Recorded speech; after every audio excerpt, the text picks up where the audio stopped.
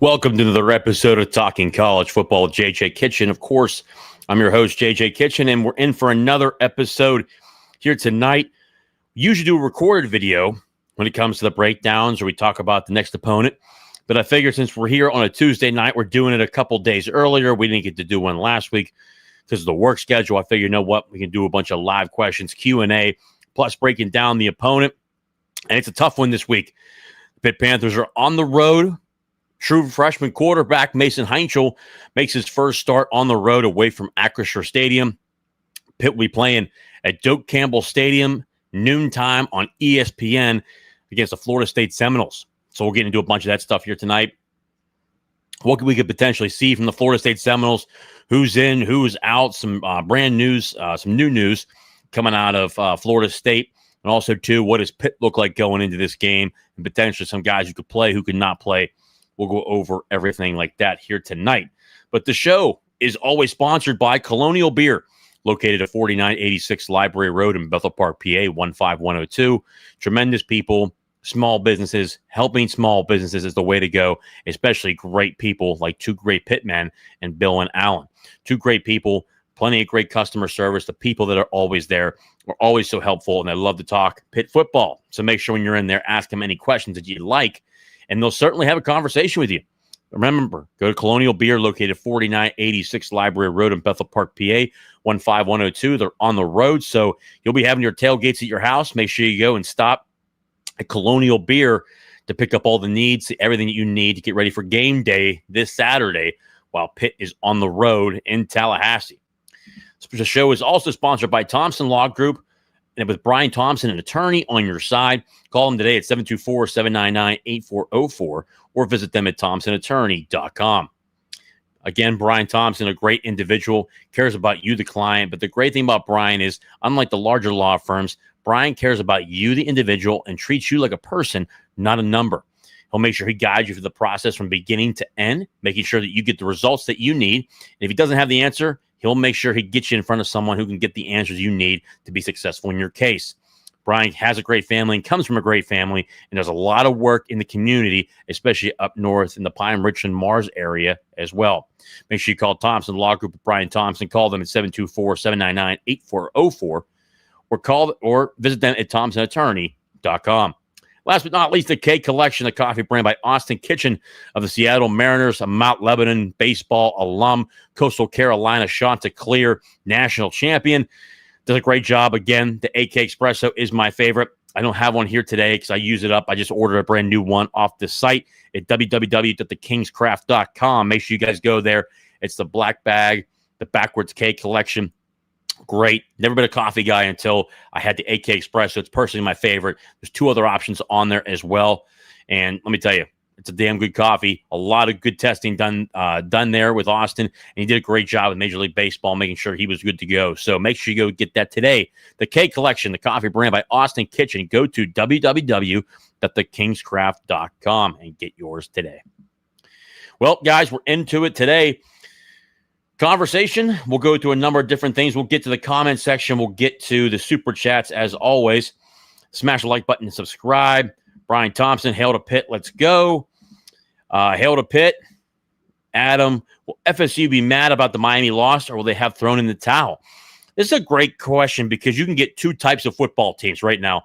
You know, Florida State started the season off 3-0, had all the expectations up there. You looked like you were going to have, potentially a Miami and Florida State, ACC title game, which you could potentially still have. The problem is now they have two losses. They lost to Virginia. They lost to Miami. Two heavyweight losses, especially losing to your rival the way that they did at home. But when I was looking online today, I was kind of surfing around seeing what exactly is the pulse of the Florida State Seminole fan base. And let me tell you something. I think we've seen that they're pretty cocky as it is. When it comes to the realignment cases and whether they were getting out or not, we've certainly seen that. But they seem pretty confident in what they're going to be able to do this weekend. I saw a lot of people saying they're going to crush Pitt this weekend, that Pitt's not any good. This is a great tune-up game for them. So I was kind of surprised to see that. I mean, they seem pretty up and beat their fan bases. Now, what type of football team we're going to get when we face Florida State? The number one thing is at home. The only difference, it's not a night game. It's a noon game. I don't think it'll be as packed as it once was these past couple weeks there, especially after the Miami loss. But man, I mean, they're a great football team. I think they got a lot of talent. In my personal opinion, when you watch the tape, a lot of good football play out of them. I think they have a three-headed monster when it comes to the wide receiver room. Tommy Castellanos is on or off sometimes, depending upon how he's playing. I think there's portions of the game where he's just off the charts, and there's other portions of the game where he just truly makes a lot of mistakes. And we'll go through his numbers from last week against Miami. Watch a lot of that tape, watch a lot of the Virginia tape and what they were able to do. But they have a lot of talent. And that is the one thing when you look at this Florida State football team, there's no mistake. They got a lot of talent. They got some big guys up front. I think the average size of these guys is like 6'5.5", 6'6". I mean, they're big. They're big offensive linemen. They love the big offensive linemen down there. 6'6", 6'7". I think is the tallest guy they got. They're between 300, 325 pounds. They love the big bruisers up front. So they'll be fun to watch. So we'll be going over that here stuff tonight. But the fan base for Florida State seems like they're expecting Florida State to bounce back and really beat up on Pitt because, we have a freshman quarterback. We'll be excited to see that. I think Pitt will be prepared. We'll see what this Pat Narduzzi-led team, this new Mason Heinchel era, what this looks like on the road. Pitt obviously took care of business this previous week against the Boston College Golden Eagles, but it was Boston College. But then again, as I said to other people, I think last week was a good get back on track game. Not a big game, but a good get back on track. Different quarterback in there, true freshman quarterback in Mason Heinchel, who's done a hell of a job up to this point, man. You saw a lot of good positives out of him, a lot of great plays, things that he would want to correct from that football game. That's what great players do. They find things they can correct. Mason's one of those guys. I think he'll continue to bump up and be able to find different ways to get better as he goes through the season. Wolf HD, what is your confidence in Mason's focus going into this game? Are you worried at all that he might buy into his own hype? Also, what is going on with Jaedon Moore? We've got no information at all. So great question. Here's what I can tell you. Mason is not the guy that's going to read his own press clippings. So that is the one good thing about Mason. I think when you talk to enough coaches around the league, people you talk to on a day in, day out basis, me personally, within the program, outside the program, people who really know Mason, he's not the type of guy. I mean, I can tell you this right now. After that game, he had a 12-hour roll, enjoyed it with his teammates. He was in that facility early on Sunday morning watching tape of the Boston College game. And from what I've been told from a number of people within the program and outside the program, he was very critical of his play. He found different ways to say to himself, okay, here's what I did great, but here's what I could do a lot better.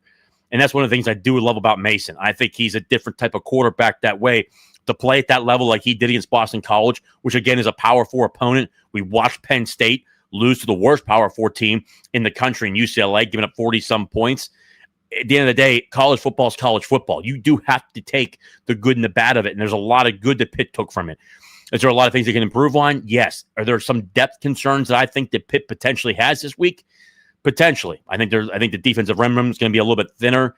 I think that Isaiah Neal is going to be a major factor in terms of the defensive end room going forward with the guys that are out in that room. I expect to be out for a little while.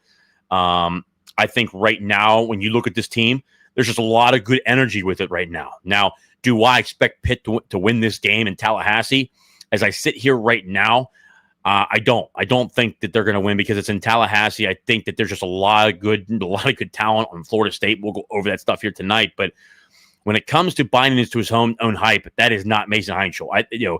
For me to hear that a true freshman quarterback was in the training room, but in the film room the next morning, tells me everything I need to know. That guy's not going to look at his own press clippings. He's worried about being the best football player he can be and making sure he wins each and every week. Each week is a new week for him.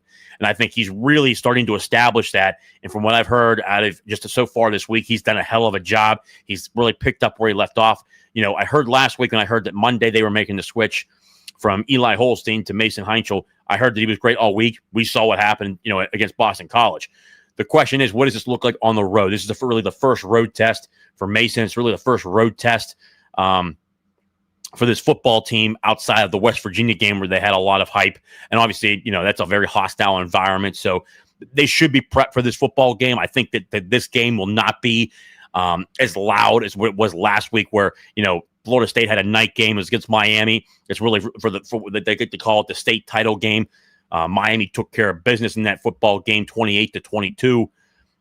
Close football game. But again, I think Florida State's a good football team. That's my opinion. That's why they're ranked. They're 18th last week. They're 25th this week. Pitt has the opportunity to really get its first top 25 win. They've got, Pitt's got a really hard schedule going forward. They got a top 25 team here in Florida State. They got a top 25 team in Notre Dame, top 25 team in Georgia Tech, or I should say top 15 team in Georgia Tech, and then a top 2 team in the Miami Hurricanes. So, I mean, their schedule going forward is going to get pretty tough here. There is no let-up, but this is a good football team in Florida State. But I don't expect a hangover from Mason Heinchel, to be quite honest with you. And to answer your one question, what is going on with Jaedon Moore? From my understanding, that there was a sustained injury during fall camp. I don't expect him to be back anytime soon. Obviously everyone knows he was in a walking boot. Everyone saw that. I still think that's the case today. I think if he comes back, it'll be, I personally think if he comes back, it'll be with 4 or less games left in the season to where he doesn't burn his red shirt. He'll get a medical red shirt to where he's back 110% next year, but also, too, he has a chance to red shirt this year and not use one of his years of eligibility. So I would expect for him to be out for at least, another, what we've played 5 games so far. I would expect him to be out at least another 4 games, 4 games at least, I would think. So probably 9 games, and then 9 games, 10, 11, and 12. 10, 11, 12, then the bowl game, 4 games right there. I expect maybe that's where he comes back at. But that's really what's going on there. I don't expect him to be back anytime soon. Don't want to overreact by Mason's performance, given it was only Boston College. But we've seen looking for a quarterback to execute for the simple plays for 4 years, and he showed that. Plus, he showed big playability. Ryan, I completely agree with you. When you watch the tape, and again, I thought Eric did a tremendous job in a number of breakdown plays. Even when Boston College, one of the things you saw against Eli Holstein was they bring a 5-man pressure. They bring a 6-man pressure. Sometimes he holds onto the ball too long, ends up being a sack or an interception or an incomplete pass. Mason Heinchel was able to find the guy he was looking for in his progressions very quickly. One, he has a strong arm. I think Eli Holstein's faster than Mason Heinchel. He's obviously certainly taller than Mason Heinchel, but Mason clearly ran the offense how they wanted to be run, and it's finding those guys. And then guess what? There were plenty of times. Guess what? When they rushed 5 or 6 guys, Mason got the ball out. He got the ball out quickly, and it was usually between a 5 to 10 yard gain, if not more. And he was also able to move the pocket, which was pretty important for being able to extend the pocket, extend the play, and find someone down the football field. But a lot of the time, he was getting the ball out quickly, and what you want to see from a young quarterback, but from any quarterback in this type of offense. And then you saw it be successful, 48 points. If you can score 48 points a game, you'll win every game in college football. I can promise you that. That's kind of the thing that I'm looking at. I think that overall, Ryan, to your point, you don't want to overreact to it, but also too, pretty much give credit where credit's due to what your point and what you're saying here. He had a hell of a football game. That's a true freshman quarterback. Less than a year ago, he was playing quarterback in high school over in Columbus, Ohio. So, I mean, at the end of the day, I liked what I saw. They're going to go on the road this week. Can they continue to build on that? That's going to be the question for Pitt. They need to show that they can handle success like any other football team out there. You've got to be able to handle success. Just because you had one good football game does not mean that, you're okay and all of a sudden you're good to go. Right now, Pitt's 3-2. They should be happy about nothing. They should be dialed into this football team. And if you have an opportunity to play, you should be able to bust your ass during that game. It's that simple. There's a lot of stuff this team needs to prove. There's also a lot of stuff that Pat Narduzzi needs to prove. I've been an advocate of change at the end of the season. I still remain in that position that I want to see change at the end of the season. But that's just my opinion. Obviously, there was a crazy dude tweeting at me during on X or whatever, some complete dipshit. I mean, talking about how we're sticking up for Narduzzi and stuff. I mean, the guy's an absolute idiot if you think we're sticking up for Narduzzi right now. I mean, it was kind of a stupid comment. So some other questions in here. Sherlin Luck, living down here in the South, the word is FSU is pissed they lost to Miami, and this is a cupcake matchup for them against Pitt. Can Pitt run the ball and the defense keep Castellanos in the pocket?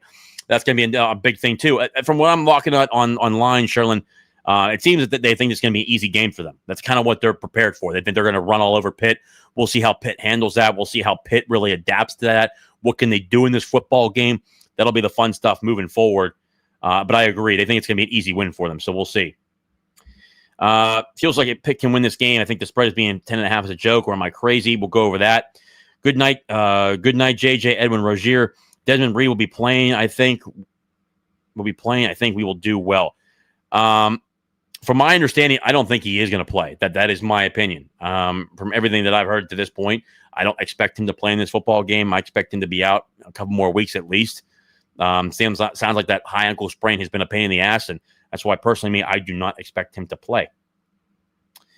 But first off, before we go over any more questions, guys, if you want to drop a super chat down below, make sure you do, because we're going to go over a lot of the stuff here for the game. Derek, we would be undefeated if Mason started from game one. I do agree with you, Derek. And I understand that, one, I completely agree. We would be undefeated with Mason. But I think when you're paying a quarterback over, 1.5, 1.6 to some people who said 1.8 and 1.9, they got to start that quarterback and give him a shot. But to your point, I agree. Now, also, too, if Eli Holstein makes the throws he needs to make in the West Virginia game, Eli Holstein's probably still quarterback right now, because we'd be sitting at 4-1 right now at least. And if he didn't make those errors, we're probably 5-0 too. So it's interesting.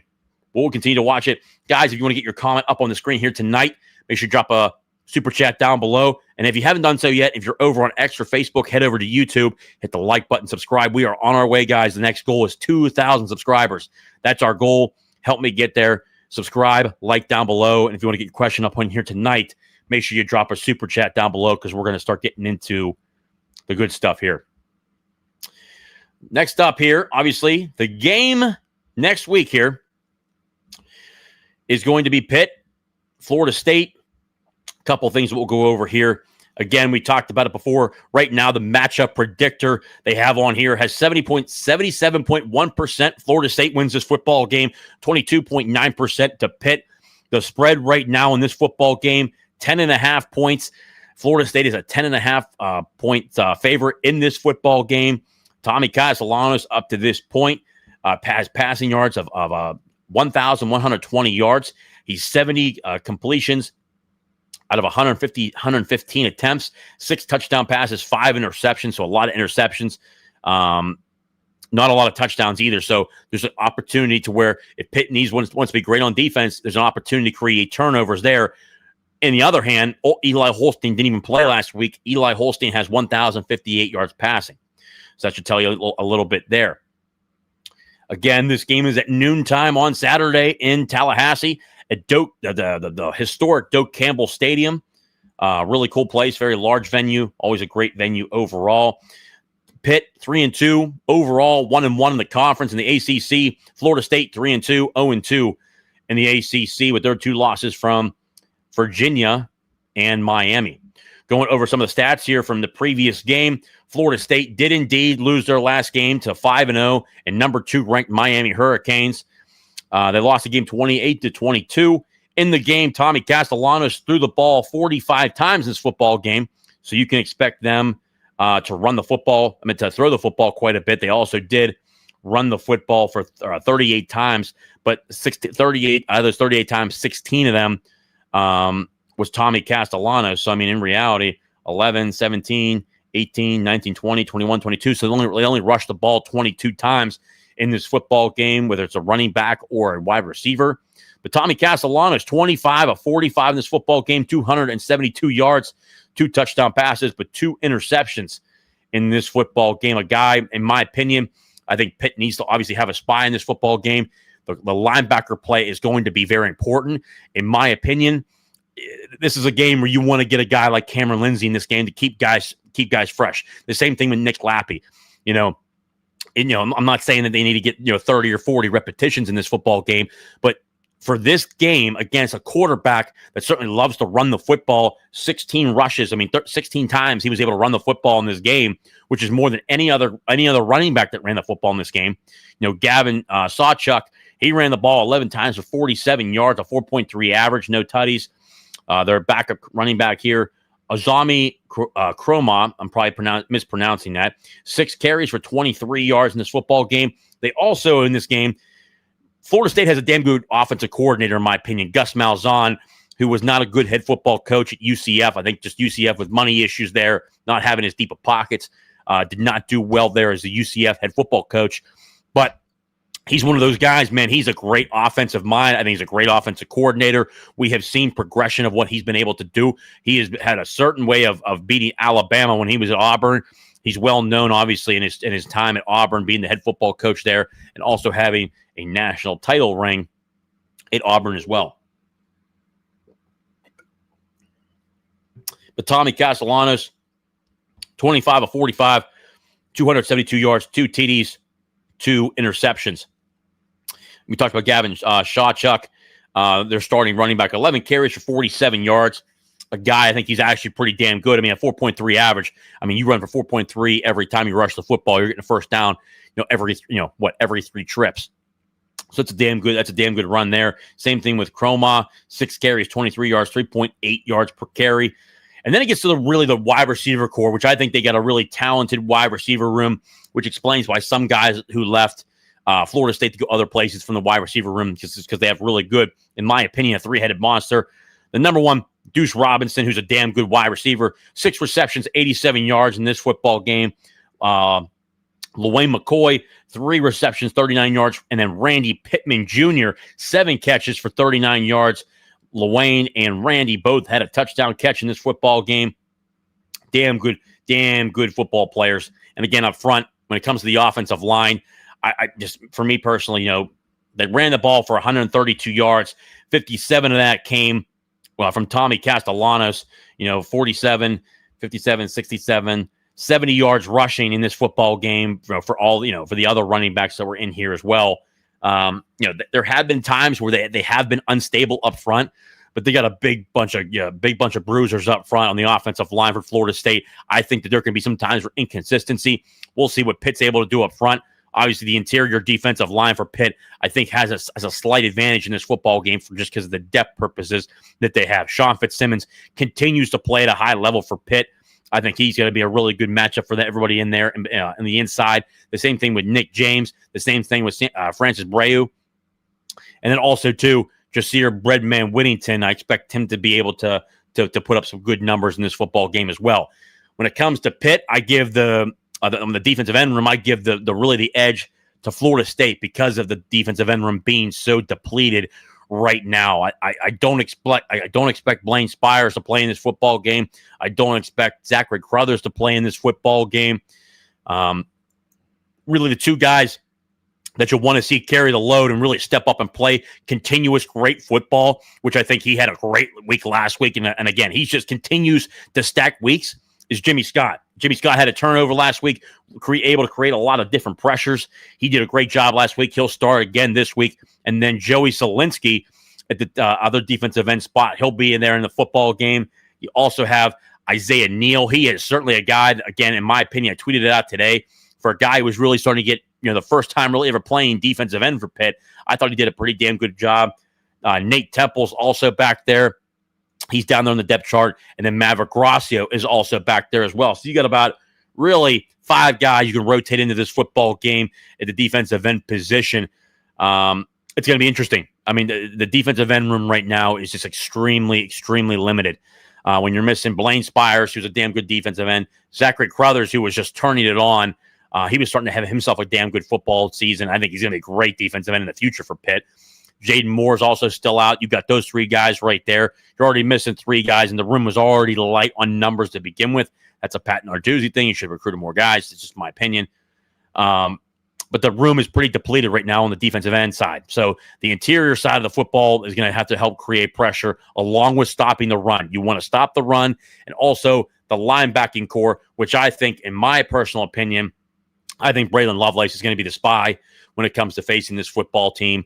I think he is fast enough to keep up with a Tommy Castellanos. If they had to switch, you could also put a Kyle Lewis out there if you needed to. But I think with him being the star position, you want him to be able to cover in space whenever they go, fully go out wide, especially when they go 3 wide or 4 wide or empty sets.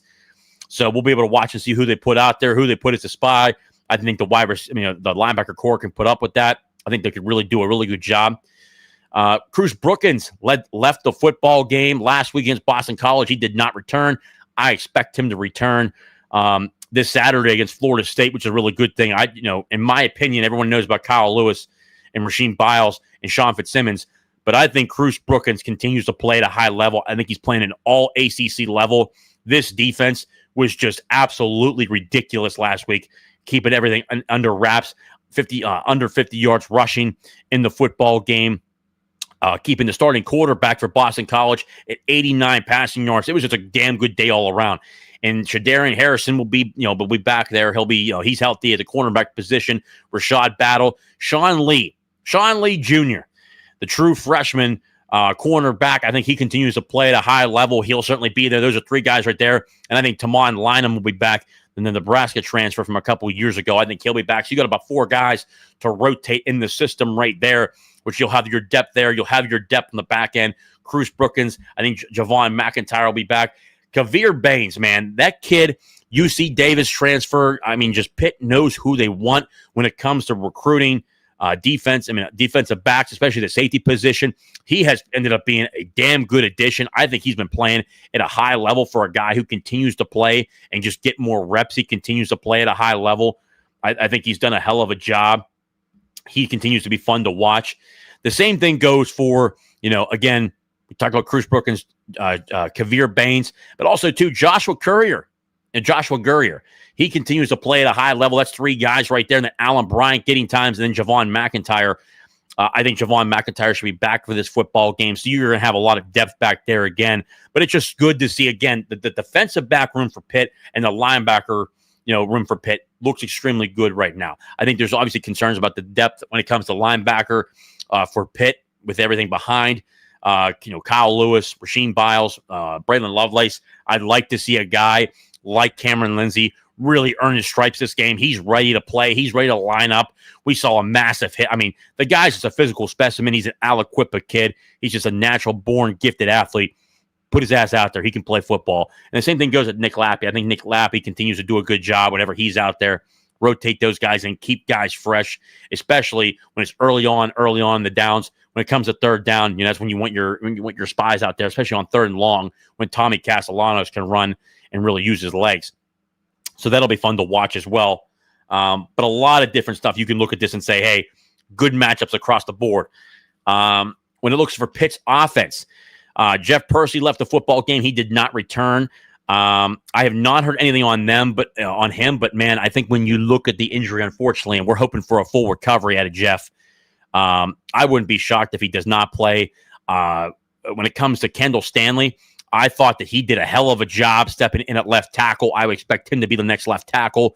Jackson Brown comes back this week. He'll probably battle with Ryan Coretta at the left guard position. You've got some good depth there. Isaiah Montgomery can play guard or tackle. I think he can be the next backup behind Ryan Baer or Kendall Stanley. The same thing there.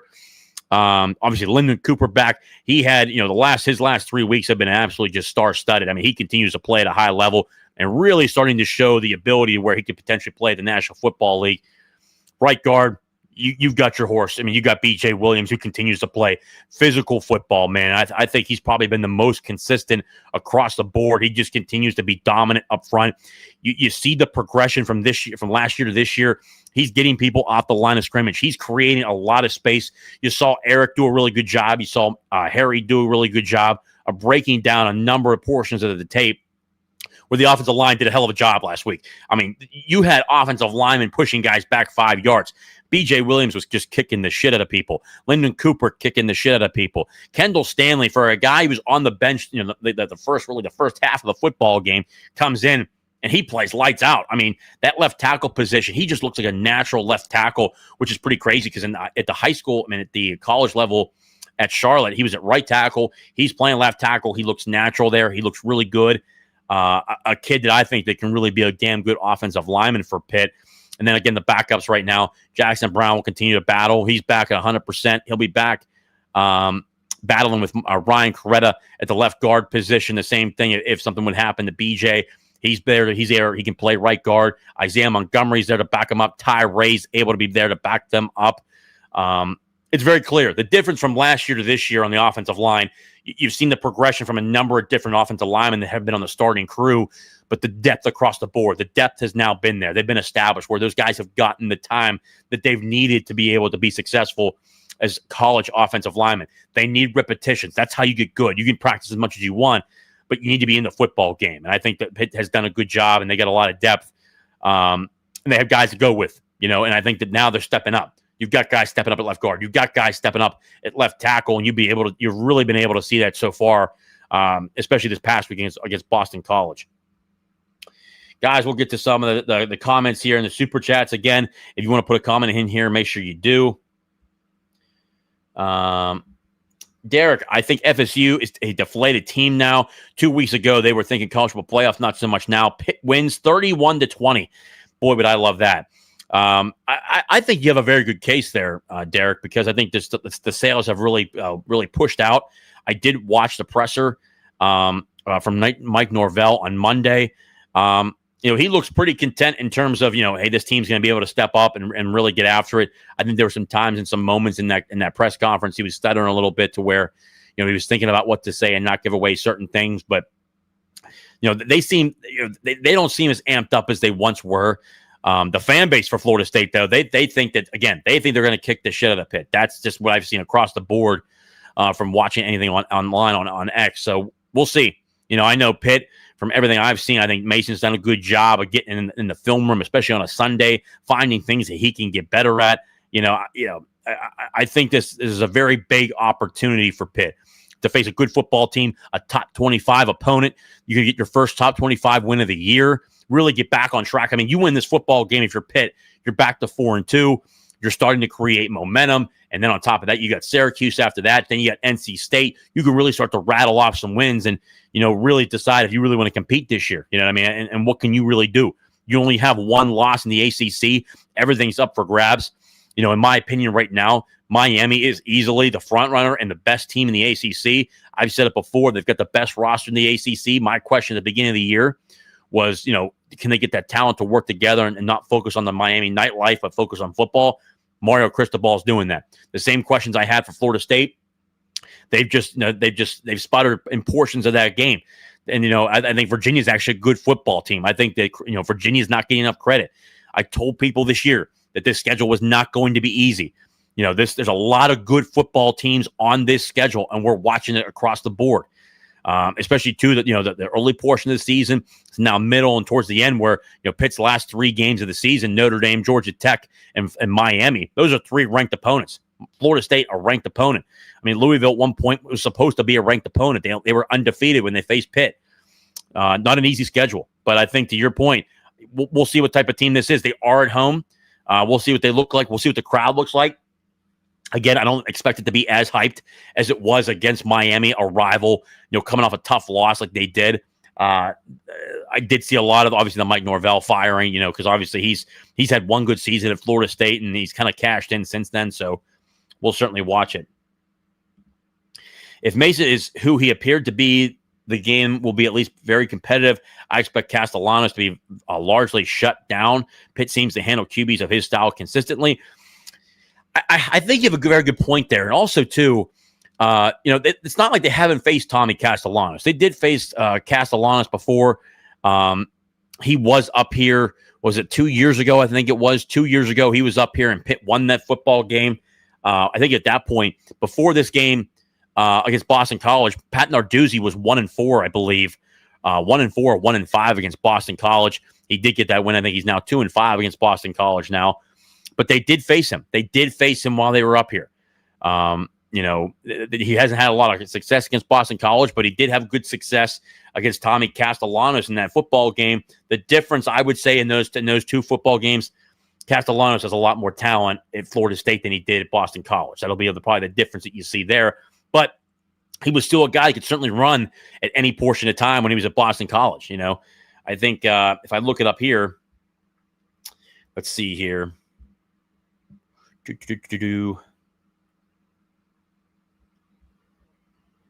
me see.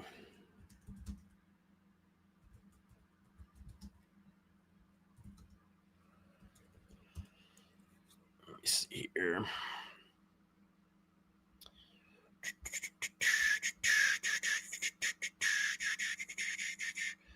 Obviously, too, they do have Florida State does have an injury. I'm forgetting his name. I had it in my notes over there. Damn good football player, defensive back, I believe it is.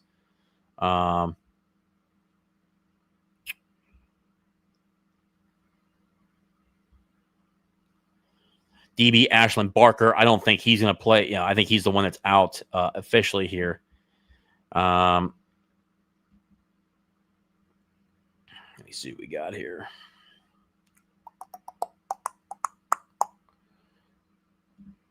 Got nothing there. I'll find his name here in a second because I had his name written down. Damn good football player too. Yeah, right now, obviously too. Mike Norvell, he's in his 6th season. He's 36-29. I mean, he had one good year. The majority of the time, he either had a 500 record or a losing record, and he's got some bad losses like Jacksonville State on his record as well. It's going to be interesting. I mean, they are good. They are a talented football team. That is a fact. Whether they perform to that level like they are up here where I had them is the question mark. We haven't seen that in the last couple of weeks. We've seen a very deflated football team. And again, give credit to Miami, too. Miami's a damn good football team. I mean, call it what it is. They're ranked number 2 in the country. I mean, they've just been very solidified in how they're playing right now. So, I mean, you can't blame Florida State for the loss there. But, I mean, they are a talented team. That is your rival. You got to find a way to win that football game. Even with Florida State really trying to make a comeback there at the end of that game, they scored 19 points in the fourth quarter. Through the first 3 quarters, Florida State only had 3 points. I mean, it was a 28-3 game entering the fourth quarter. I mean, it looked like an absolute blowout at that point until Florida State really turned it on there at the end of during the fourth quarter, creating a 6-point football game, 1-possession game. Let's see here. Good question, no. Look at some of these comments here. Turner must get 15 to 20 touches. QB must pass 22 to 30 times, and Poppy must run for 75 on 15 carries, 12 touches. I mean, Poppy's not RJ Seaman. Good question here. I mean, Poppy's a wide receiver. He's got to get. I think what you're saying is not 15 carries or 12 touches. I mean, he's got to get receptions. I know that. Mason Heinchel in this football game, if he threw for 41 times, 42 times this past week, he's going to throw in the same area. And that's just Cade Bell's offense as well. I would expect Jakirian Boozy Turner and Joel Goff, which in a way, it's been a very positive thing for them because they've gotten more touches. We've gotten to be able to develop those two guys. I think Joel Goff has turned out to be the guy we expected him to be. He finds areas and finds creases, and they certainly are running for over 4 yards a carry. Jakirian Boozy Turner continues to get better each time in each game he plays, which has been the biggest factor moving forward. The amount of true freshmen that are playing on this football team has truly been impressive, to say the least. Super chatter here, Brian Thompson. Do you expect to see the offense open up a little bit for Mason Heinchel now that he has some game experience? Great question. I really do expect it to. And I think that what you watched in that game against Boston College, the one thing that really stood out to me is that they kind of did. I mean, they weren't scared to throw the ball down the football field. I think that Cade Bell actually called a damn good football game. He established the run early on. He was able to get Mason comfortable in the system for his first start ever as a true freshman. He wasn't throwing the ball down the field every single play. He was finding guys that were in that 5 to 10 yards and then creating opportunities where they were being able to get yak yards after the catch. I thought they did really well there. Then you saw opportunities later on where, hell, they did a damn good job where they started to push the ball down the football field. But also, too, if the pass was not, if the plays that were called for deep balls, if it wasn't there, Mason wasn't forcing it. The one play, I think he did a really good job. He extended the play, and he saw wide receiver Blue Hicks down the football field. I thought he did a great job there. I thought, he was able to find Blue Hicks. Blue Hicks couldn't hang on. I think he was probably going to be out of bounds anyways, but it was just a damn good throw overall. I think he was actually just so impressive when you watch that and you watch that game. I expect them to really open up and do whatever they want. I think there's going to be no holding back to any portion of this offense. Clearly, Mason can run everything in this offense. That's a fact. And to your point, Brian, I expect them to be full blown. I mean, they're gonna find, out of 200 plays, they'll certainly pick out 50 to 60, 70 plays if they think, okay, hey, this works. against Boston. I mean, this works against the Florida State Seminoles, and he can run everything. That's just my personal opinion. And also, too, looking at the offensive side of the defense side of the football for Florida State. Florida State face again Miami in the passing game. Actually, too, we'll actually look at both games here. Let's see here. We'll look at the two losses. Florida State versus Virginia. ESPN summary. See, we got 28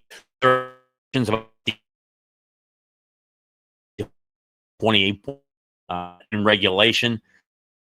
Green, how are you?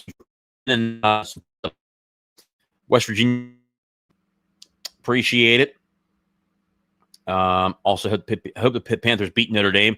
I really do wish all the luck in the world. Please beat Notre Dame. Thank you, Timothy. We do appreciate that, and we hope we beat Notre Dame. But Notre Dame's a damn good football team, so we'll see. Audio getting choppy. Can you guys hear me now? Audio is getting choppy. Can you guys hear me now? Perfectly good. Let me know.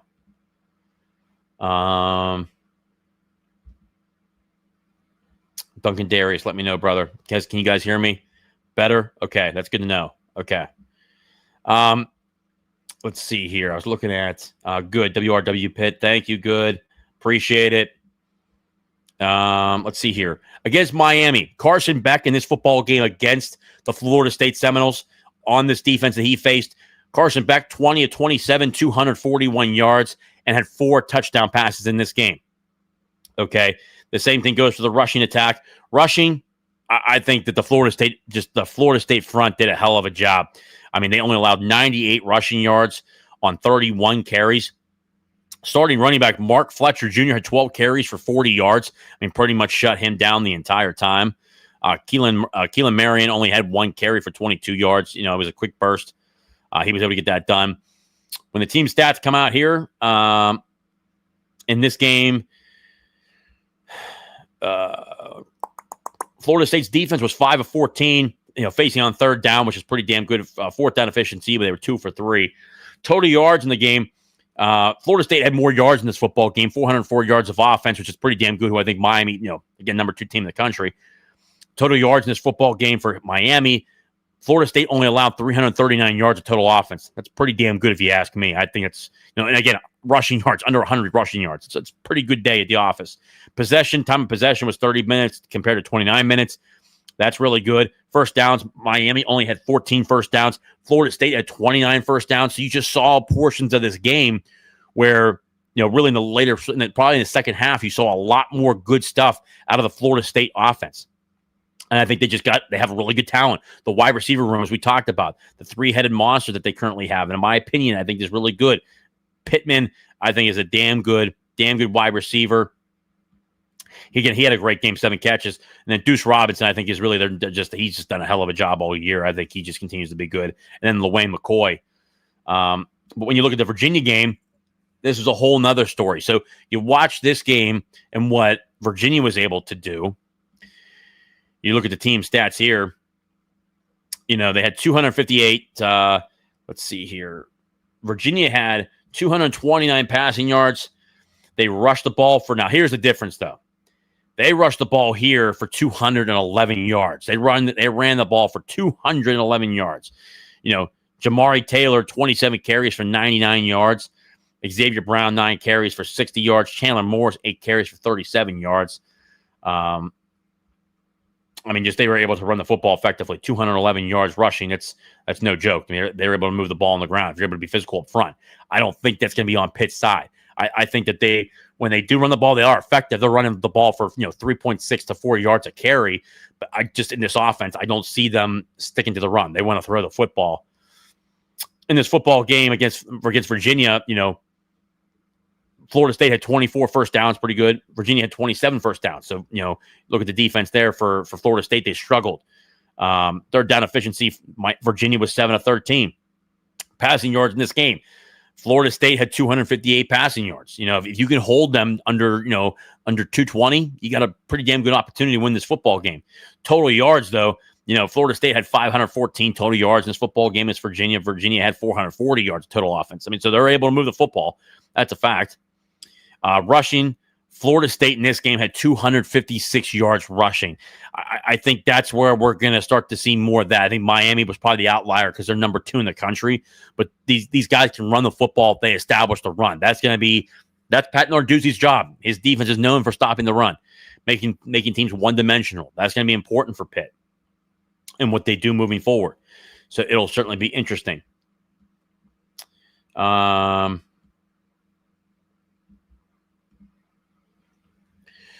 But to your point, Brian, it's going to be fully open. I think Mason has done it. I think Mason has shown it. I think he's going to be that good, and I think he's going to be able to have great success, being able to run when he needs to run.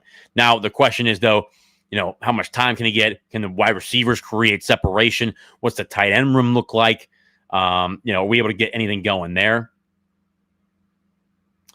A number of things can happen. Looking at some comments in here, guys.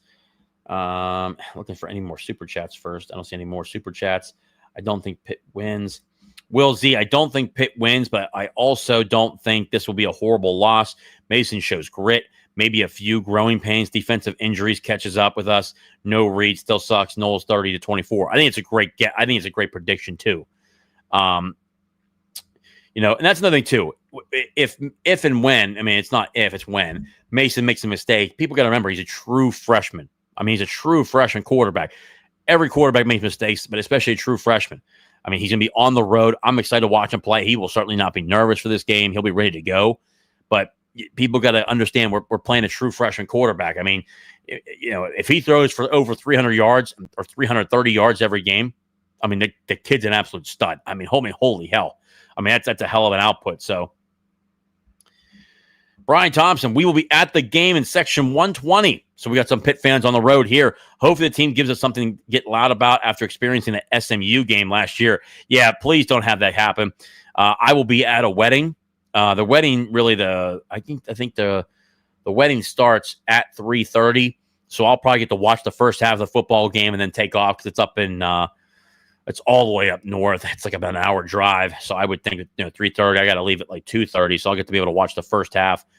Probably because it's an hour away. I got to leave at like 2:00. So, I mean, I'll be able to watch really the first half for sure and maybe the beginning portion of the second half. But I will certainly be able to watch the film afterwards. But we don't want a relapse of SMU because that was just bad all around. I think we had so many injuries at that point. The offense was not running fast. It was just a major issue. That's for sure. So make sure if you're there, let me know, guys. Always cool to have Pitt fans on the move and in enemy territory.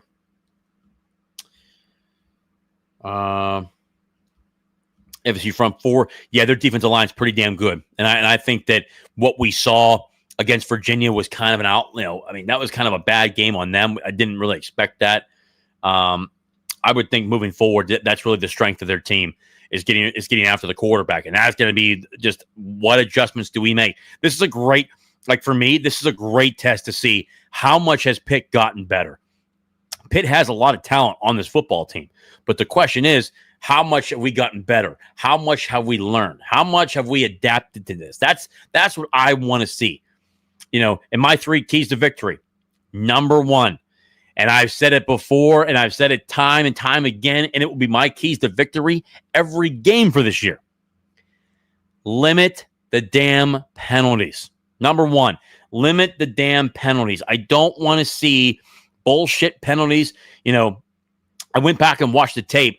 Obviously, Pitt was called for a holding, which brought back that beautiful touchdown pass from Mason Heinchel to Blue Hicks in the corner of the end zone, which was a beautiful pass. I mean, it was a 40-yard dart, man. I mean, it's just a beautiful, right in the breadbasket.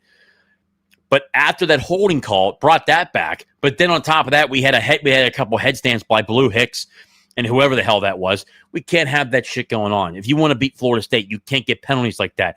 If Pitt wants to win the football game, they need to have between 4 to 6 penalties. That's where I have it at. Have any more than that, you're really pushing it. And the team's got to be more disciplined. Limit the penalties. They got to limit the penalties. It's that simple. Number 2, stop the run. If they can stop the run and make this a one-dimensional team, I think that Pitt can be absolutely flush in this football game.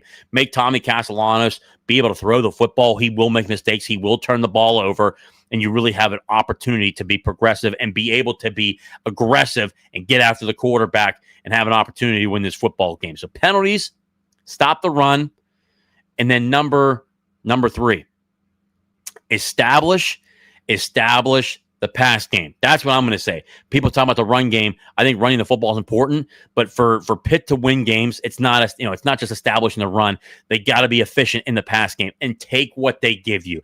Continue to show what we saw from this past week, where we're not throwing the ball deep every single time.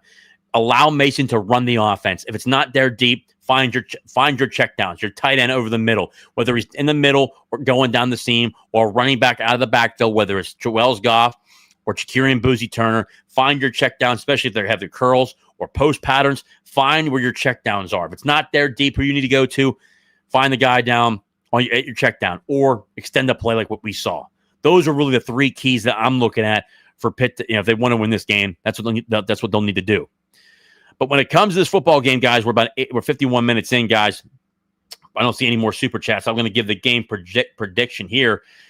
In this football game, guys, I think it's going to be a close football game, but I do not have Pitt winning this football game. I think Pitt is going to lose this football game, in my opinion, 31-28. That's going to be my prediction. I think 31-28 will be the score. I think it'll be a close game. I think it's going to get down to the fourth quarter, the same exact thing. I just think that Florida State ends up pulling this one out because it's on the road. We watched them against Florida State here a couple of years ago where that game was very close. I mean, that was a talented football team with Jordan Travis, all those guys. They were missing some wide receivers there, but I think it's going to be a close football game. But some things that Pitt still needs to prove to me. I've got Florida State winning this football game.